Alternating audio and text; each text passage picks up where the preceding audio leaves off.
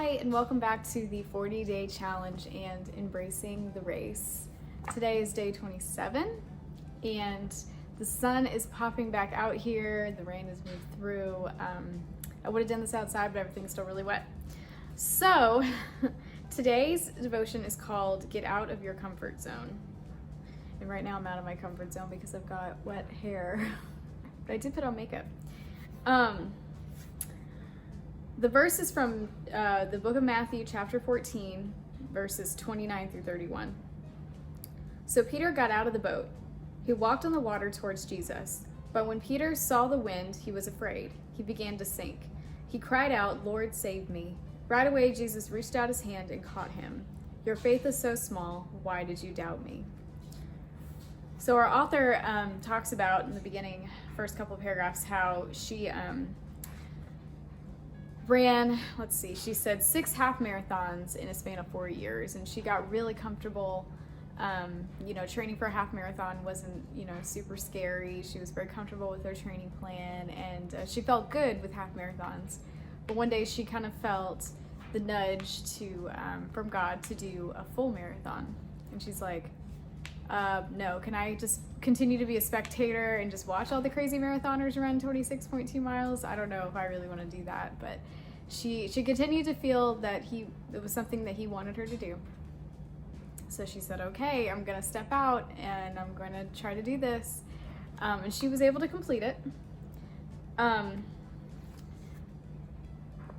she talks about how a lot of us are like that. And I know that I was like that. I mean, I've been running it'll be 4 years this summer, so which isn't a really long time. I hated running when I was in school.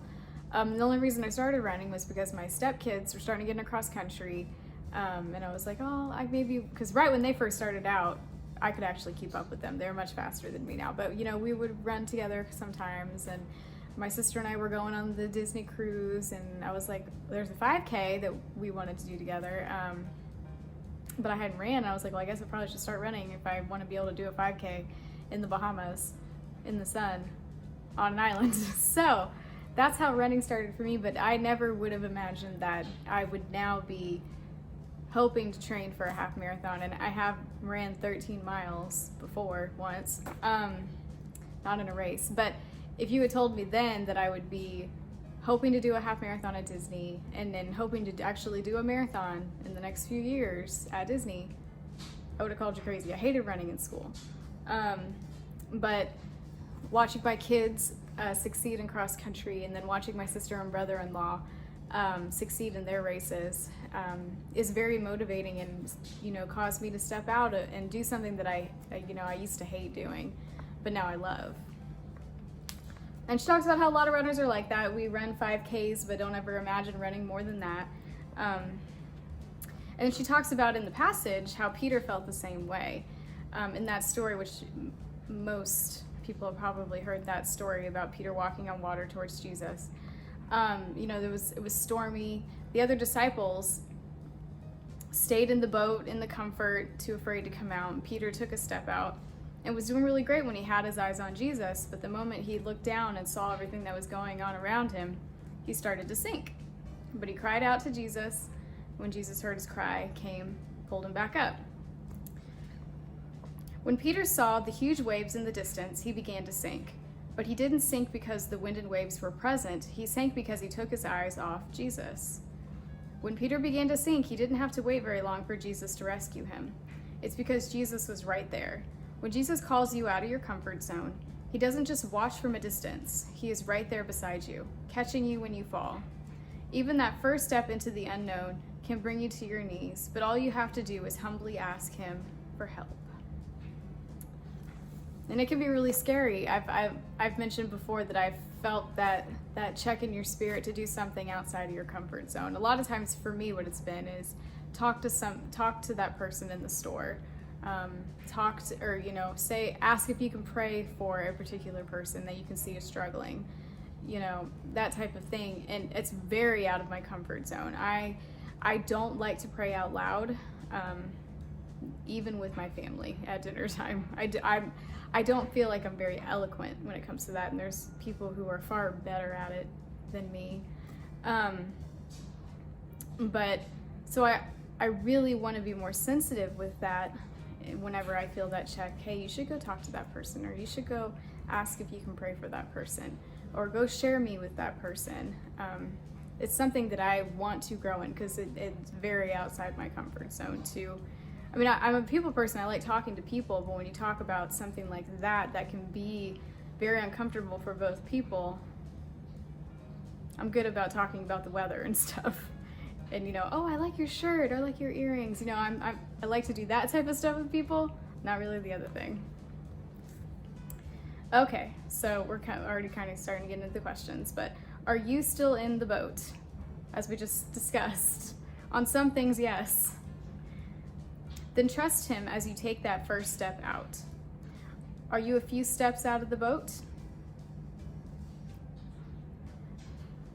I haven't felt that check in my spirit to talk to somebody lately, mostly because we've been told not to get too close to people. But, you know, I've been working vaccine clinics, so I see people all the time. So I'm sure that the opportunity, now that things are starting to creep back towards normal, and I'm working those vaccine clinics and I'm around people again, I'm sure that the opportunity is going to present itself. All right, are you a few steps out of the boat? Then keep going one step at a time, fixing your eyes on Jesus. Are you beginning to sink? Then call out to him. He is waiting. And she ends with the verse, Psalm 105, verse 4. Look to the Lord in his strength. Seek his face always. I know my mom has talked about, that's her favorite part of that story, was that he began to sink when he took his eyes off Jesus. And that's very, very true. But I also love how the author talks about the moment that he cried out for help, Jesus was there. And that's how it is in life. I know for me, the moment I sit down and I just say a prayer and I'm like, I need help with this. It's not like I have to wait. He will be there to help me with what I need. Because, you know, majority, if not all of things in life, we cannot do of our own strength. We need God to go with us. So that was a really good one. Get out of your comfort zone. It got me, reading about half marathons and marathons just got me excited that we're starting to see races come back. And I hope that will continue, and that we are on the, I don't know if you want to call it up or downhill, but that we're creeping back towards life as we used to know it.